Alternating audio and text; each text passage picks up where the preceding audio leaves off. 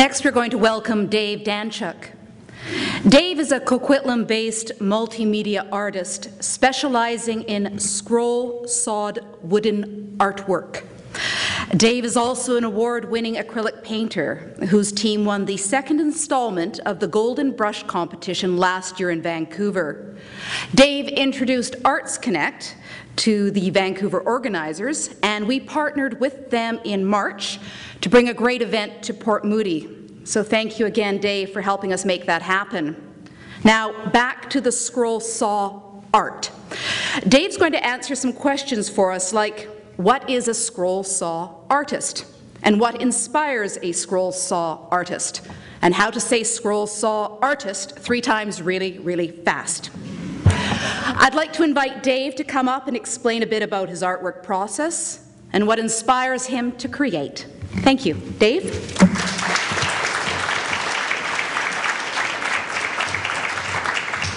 Sorry about the tongue twister there. So that's my weapon of choice, a scroll saw. It's 20 inches from the blade to the back of the saw. Remember that for the next couple slides. There's a blade that goes up and down, sort of like a sewing machine, but it's for cutting wood.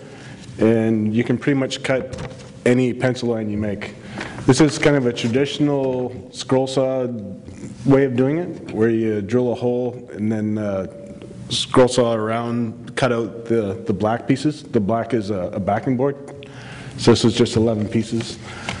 But the real pieces I like doing are coming up here. So that's 4 foot by 2 foot, which you can figure out on a 20-inch scroll saw is a little bit like playing chess, twister and limbo all at the same time. Yeah, so each piece is all colored after that, painted. This is another one that's 4 foot by 2 foot, Dimebag Daryl. His hair was very time-consuming. Yeah, lots of pieces in that one. So no two colors touch, if you notice that. My rules. This is Dimebag's brother, Vinny. They're both from the band Pantera. And when I took it to show Vinny, he was just speechless and signed it, which was, for me, it was one of the top things in my art career. This is a family that looks like mine. Kind of looks like me, I guess, in the bottom there. I don't know how many pieces are in this. It was just a cool picture that we took of my family, and I decided to scroll it. My daughter there, this is she spent some time with my mom for a couple days and came home and said these words to me. And I was like, holy smokes, that's pretty cool. I Googled it, and Hallmark hadn't stolen it yet. So I made a painting of it just so I remember what happened that day. This is my son. He's got into the scroll saw artwork now. It's his second project, a little robot. Not bad for a 5-year-old, I think. So scroll sawing's great for any of you in here.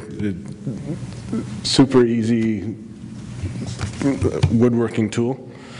This is a clown I did for a clown show. 2 foot by 2 foot. A lot of people think that the guy in the back is really angry, but he's just drunk.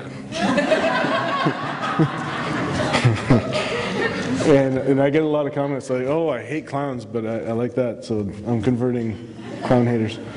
I get a lot of extra pieces.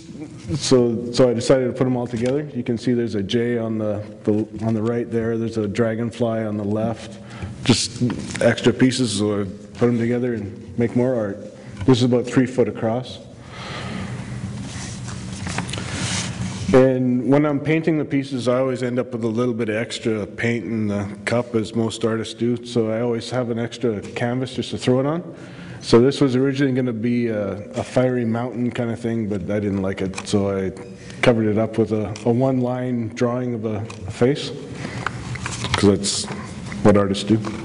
This is the Golden Brush competition, and some guy that looks like me. That's the painting that we did in 2 45-minute sessions. My team was Joe Gianoglio and Cesar Hugh. It was a pretty cool event, which we've done one in Coquitlam now, on Port Moody. I think you guys have heard of Pink Shirt Day. This was for Porter Elementary. They wanted, one of the students there wanted 350 shirts made. So I thought, oh, well, I can do that. They're hanging up now at Porter Elementary on the fence, if you want. I also do puzzles, which is kind of fun. It's, I did this one of my son's birthday parties. I did one for every kid that showed up, and then let them paint them. And it was so cool to see one kid just went blue all over it. And I make a lot of name plaques too, because you can't really buy a Mattelli anything in a store. So if, a lot of my friends have a kid and then wait for me to give them the plaque.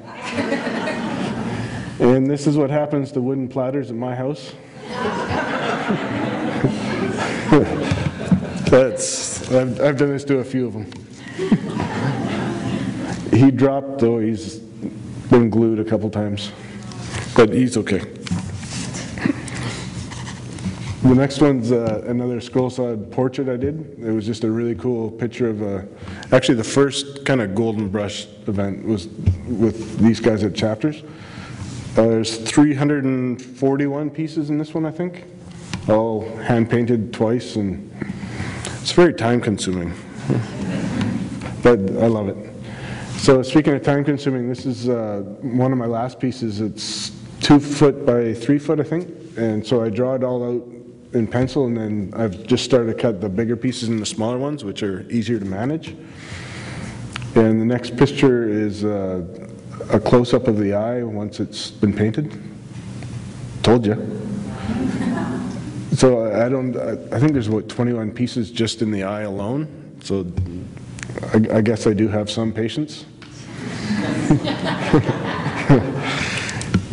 And I'm coming up to slide 20, which is the last one, which is the finished product of this. It was my sister Simone.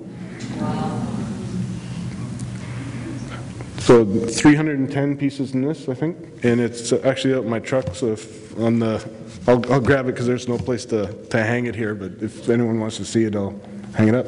And you can see more of the making of stuff on my website at amazecreations.com. Thanks for coming.